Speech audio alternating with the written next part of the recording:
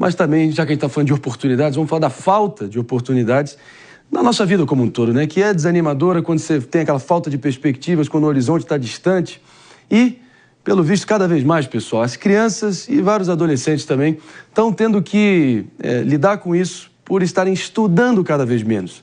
Muito influenciados, acreditem se quiser, por vários agentes na internet, os ditos influenciadores mirins, que simplesmente estão ali desvalorizando o trabalho, desvalorizando ter uma formação superior, ir para uma faculdade.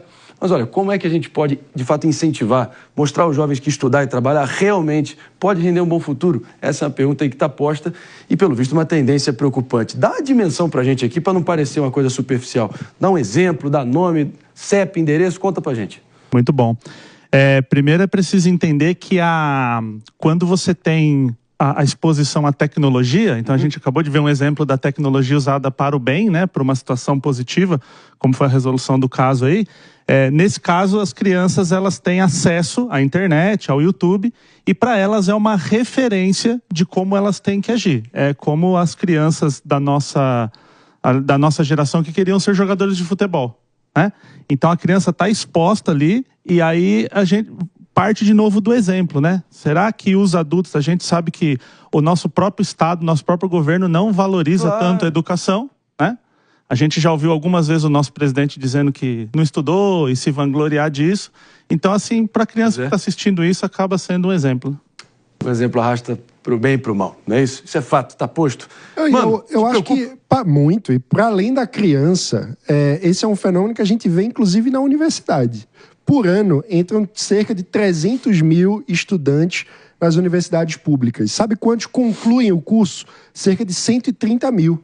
Ou seja, a gente está vivendo, na universidade pública brasileira, um contexto em que é maior a chance do aluno que entra não concluir o curso e abandonar o estudo no meio do que concluir a graduação.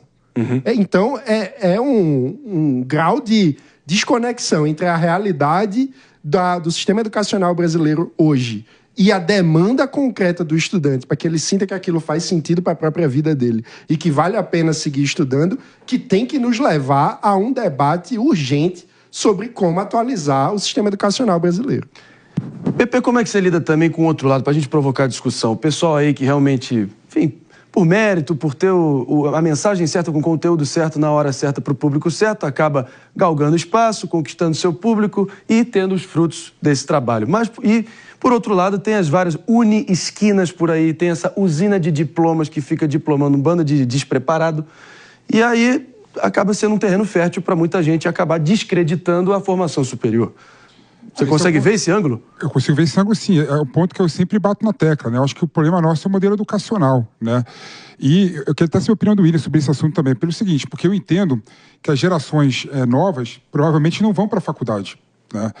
E por que isso? Porque o modelo de educação do Brasil é um modelo completamente errado. Eu gosto muito do modelo dos Estados Unidos, por exemplo, que a pessoa, que a do adolescente com 16 anos de idade não é obrigado a escolher especialização já de cara. Sim. Pelo contrário, tem uma formação generalista, né, que ajuda ele na comunicação, no raciocínio lógico, na reflexão, né, e depois, no final do curso, ele pode fazer ali uma breve especialização, no caso. É o famoso liberal arts, não é isso? Liberal arts, né, que é muito mais sedutor do que esse modelo de caixinhas, né, de conhecimento, né?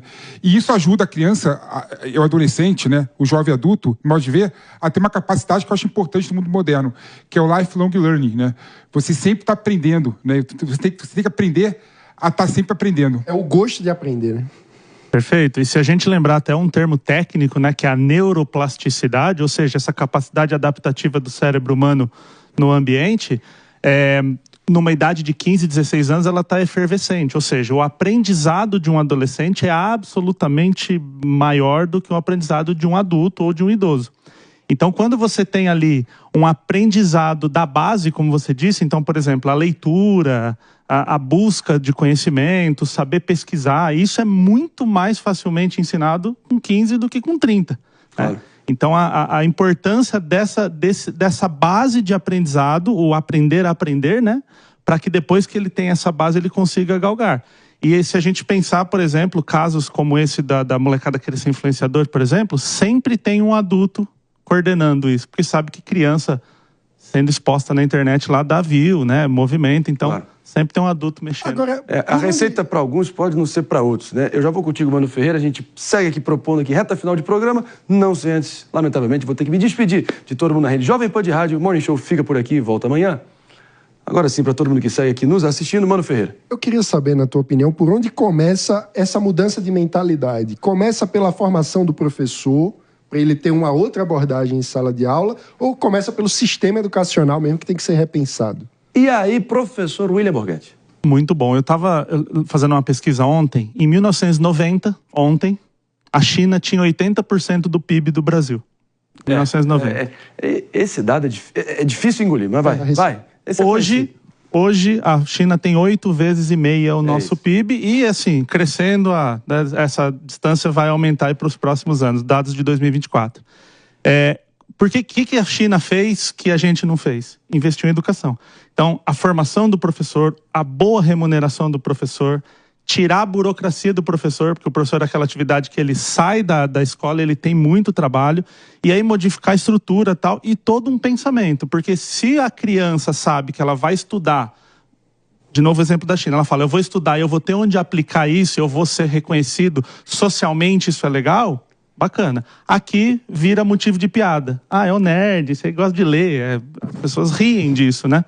Vira motivo de piada. Então eu vejo que é uma ação conjunta. Família, escola, estrutura. A gente está vendo aí um novo plano do governo tentando dar um valor lá para o professor estudar, né? Como se isso tivesse que ser uma coisa assim, o professor fala, cara, eu vou ganhar tão bem, eu vou ser tão bem reconhecido que estudar faz parte do processo, né? Mas, infelizmente, a gente ainda tem que ficar resolvendo essas migalhas, né? E isso, então, a gente vai ficar com certeza para trás. Vamos aplaudir o nosso professor. Baita fala aqui. É verdade, dura conosco. Baita fala. Não é isso? Respeito que puxou o aplauso aqui, inclusive, mas é de todos nós. Professor William Borghetti, você já é nosso, você sabe disso, já é nosso freguês.